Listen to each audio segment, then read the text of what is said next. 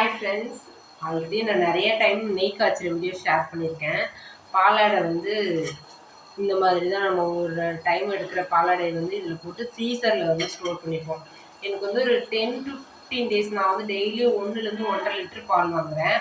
அதனால் ஒரு 10லேருந்து 15 நாள்லேயே எனக்கு வந்து 1/2 லிட்டர் வர அளவு நெய் வரும். இது வந்து இப்போ ஒரு 1 வீக்கில் இந்த அளவு பாலாடை ஸ்டோர் பண்ணியிருக்கேன். இப்போ அதுக்கு முன்னாடி ஒரு 20 டேஸ் கிட்ட எடுத்த பாலாடையை வச்சு பட்டர் எடுத்து நெய் காய்ச்சிட்ருக்கேன். சரி, இதுவும் எடுத்துகிட்டு பட்டர் எடுத்துகிட்டு காய்ச்சலாம் அப்படின்னு நினச்சேன். பட் நெய் சுத்தமாக காலி ஆகிடுச்சு. சரி, இதை அடுத்த பேட்ச் வச்சுக்கலாம் அப்படின்னு சொல்லிட்டு இருக்கிறத வச்சு காய்ச்சிட்ருக்கேன். இது வந்து கண்டிப்பாக ஒரு 400 ml-லேருந்து 1/2 லிட்டர் கிட்ட வந்து நெய் வரும். அதுக்கு வந்து நல்லா கொழுந்து கீரையாக முருங்கைக்கீரை வந்து பறிச்சுட்டு வந்து வச்சுருக்கேன். இங்கே பக்கத்தில் இருந்து நெய் ரெடி ஆனதும் காட்டுறேன். கம்ப்ளீட்டாக சிம்மிலே வச்சு நெய் காய்ச்சணும். ரொம்ப ஹையாக வச்சிங்கன்னா சீக்கிரம் ரெடி ஆகிடும். பட் அந்த அரோமா இருக்கு இல்லையா, அது கொஞ்சம் மாறுற மாதிரி இருக்கும். நம்ம நல்லா சிம்மிலே வச்சு இந்த வண்டல்லாம் வந்து நல்லா ப்ரௌன் கலர் ஆனதுக்கப்புறம் நம்ம எடுத்து வச்சுருக்க முருங்கைக்கீரை போட்டு அது நல்லா பொரிஞ்சதுக்கப்புறம் நம்ம அடுப்பை ஆஃப் பண்ணிவிட்டு ஆறுனதுக்கப்புறம் ஃபில்டர் பண்ணிக்கலாம். பாருங்கள், இந்த அளவு நல்லா நுர பொங்கி வந்துருக்கா. ஆல்மோஸ்ட் வந்து எல்லாம் ப்ரௌன் கலரில் சேஞ்ச் ஆகிட்டுருக்கு. அவ்வளோதான் ஃப்ரெண்ட்ஸ், சூப்பராக நெய் ரெடி ஆகிடுச்சு. அந்த இது இருக்கு இல்லையா, அந்த வண்டல் அடியில் நிற்கிதுல, அது லைட்டாக ப்ரௌன் கலர் சேஞ்ச் ஆகுதுல. இந்த டைமில் வந்து கீரையை போட்டுடலாம். இது நல்லா பொரிஞ்சு அடங்கினதுக்கப்புறம் அடுப்பு ஆஃப் பண்ணலாம். கம்ப்ளீட்டாக சிம்லேயே வச்சு இந்த நெய் ரெடி பண்ணணும். அப்போ தான் சூப்பராக இருக்கும் வாசனை. வீடு ஃபுல்லாக கமன்னு நெய் வாசனையாக இருக்கும். இன்றைக்கி ஒரு நாள் நெய் ரெடியானது முருங்கைக்கீரை போட்டு நல்லா பொரிஞ்சாச்சு. பாருங்கள், இந்த ப்ரௌன் கலர் தான் ஸ்டேஜ். நெய் ரெடி ஆகிடுச்சுன்றதுக்கு. அவ்வளோதான், நம்ம ஆஃப் பண்ணிடலாம் அடுப்பை. இந்த நுரையெல்லாம் தங்கினதுக்கப்புறம் நம்ம ஃபில்டர் பண்ணிக்கலாம்.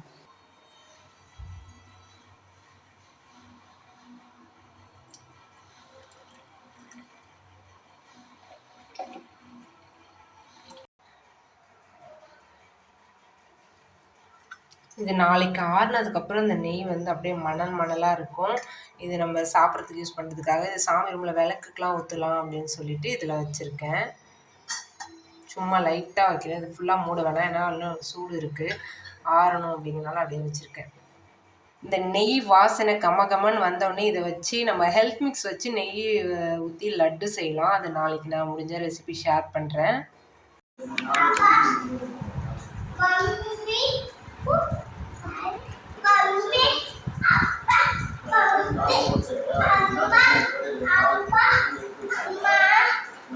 வேலைக்கு போய் சம்பாதிக்கணும். அம்மா வேலைக்கு போட்டா? அம்மா வேலைக்கு போட்டா?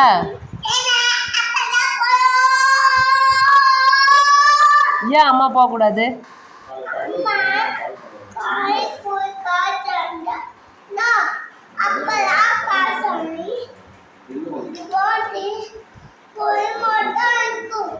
நீ ரிமோட்டு உடைப்ப, உங்க அப்பா புது ரிமோட்டு வேலைக்கு போய் சம்பாரிச்சு வாங்கி தரணுமா?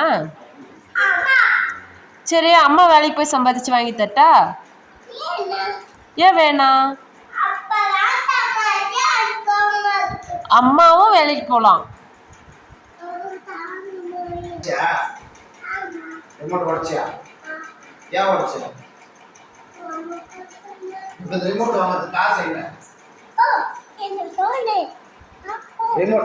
ரிமோட் வாங்கணுமே, காசு என்ன பண்றது? அப்பா கேட்கறதுக்கு பதில் சொல்லு. அம்மா போ சொல்லு. இங்க பாட்டியா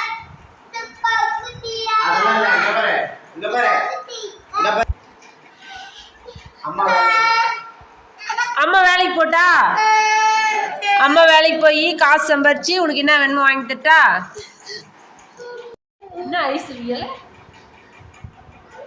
ஐயோ, அம்மா கூட இருக்கணுமா? அப்பா கூட இருக்க வேணாவா? அப்பா கூட இருக்க வேணாவா? சொல்ல. அதெல்லாம் அப்புறம் 11 மணி ஆயிடுச்சு நைட்டு. போய் படுத்து தூங்கு ஃபஸ்ட்டு. அப்புறம் அம்மா வேலைக்கு போவான், பத்திரமா வச்சு பார்த்துப்பேன். சரியா? பார்க்கறதுக்கு அது மாமா வீடியோ ஆஃப் பண்ண உடனே எழுறா மாமோ, வீடியோ ஆன் பண்ண திருப்பி படுத்துக்கிறா மாமா.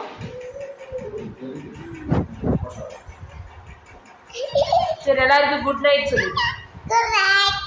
கரெக்டா சொல்லு. Good night. Good night. No.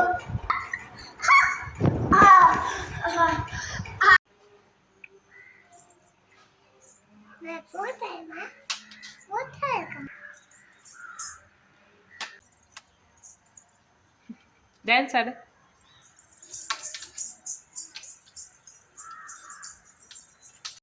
கொத்தமல்லி தண்ணியில் போட்டு வச்சு எவ்வளோ ஃப்ரெஷ்ஷாக இருக்குது. நம்ம ஹெல்த் மிக்ஸ் வச்சு லட்டு செய்யலாம். நம்மளோட ஹெல்த் மிக்ஸ் வந்து ஒரு கப் எடுத்து வச்சுருக்கேன்.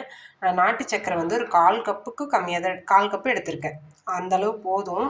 வேணுன்ற இன்னும் கொஞ்சம் ஸ்வீட்னஸ் வந்து இது ரொம்ப லோவாக தான் இருக்கும்.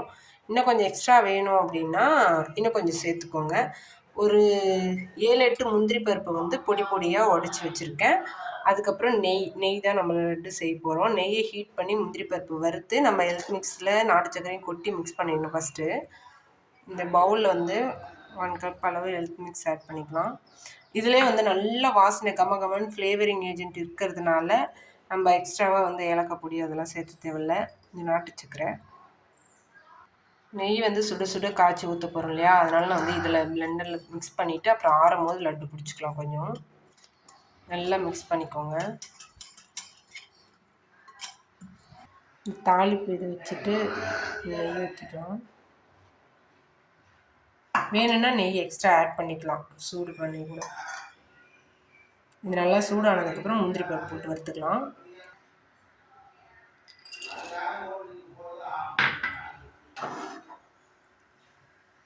நல்லா ஸ்லோ ஃப்ளேமில் நல்லா பொன்னிறமாக ஆகட்டும் முந்திரி பருப்பு.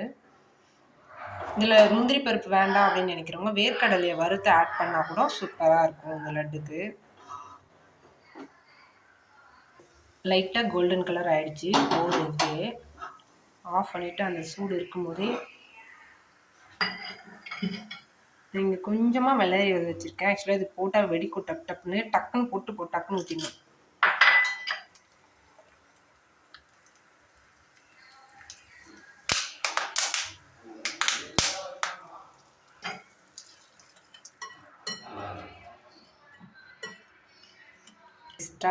நெய் கொஞ்சம் எக்ஸ்ட்ரா இருக்கிறதுனால 2 டேபிள் ஸ்பூன் சத்துமாவு திரும்ப ஆட் பண்ணியிருக்கேன். இந்த அளவு உருண்டையாக பிடிச்சிக்கலாங்களா. முந்திரி பருப்பு வந்து கொஞ்சம் அதிகம் தான், பட் நான் பாப்பா கொடுக்கறதுக்காக கொஞ்சம் எக்ஸ்ட்ரா போட்டிருக்கேன். இந்த மாவுக்கு இது கொஞ்சம் அதிகம். இந்த அளவு நல்லா அமுத்தி பிடிச்சிங்கன்னா லட்டு ரெடி.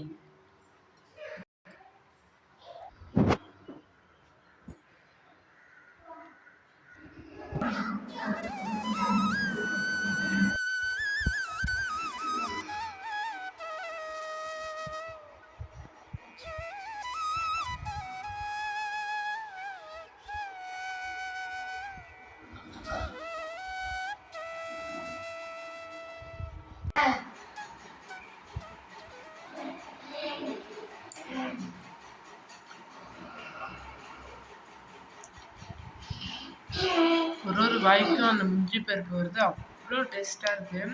நான் எக்ஸ்பெக்ட் பண்ணவே இல்லை இந்த அளவு டேஸ்ட் வரும்ன்ட்டு. முன்னாடி நிறைய டைம் செஞ்சுருக்கேன், பட் இந்த டைம் கொஞ்சம் நெய் முந்திரி பருப்புலாம் எக்ஸ்ட்ரா போட்டுருந்ததுனால இன்னும் கொஞ்சம் டேஸ்ட் அதிகமாக இருக்கு போல. சுகர் வந்து ரொம்ப லோவாக மீடியமாக இருக்குது. குழந்தைங்களுக்குள்ள இந்த மாதிரி அளவு தான் கொடுக்கணும். ரொம்ப ஸ்வீட் கொடுத்து பண்ணிட்டீங்கன்னா அவங்க எல்லாமே ஸ்வீட்டாக வேணும்னு கேட்பாங்க.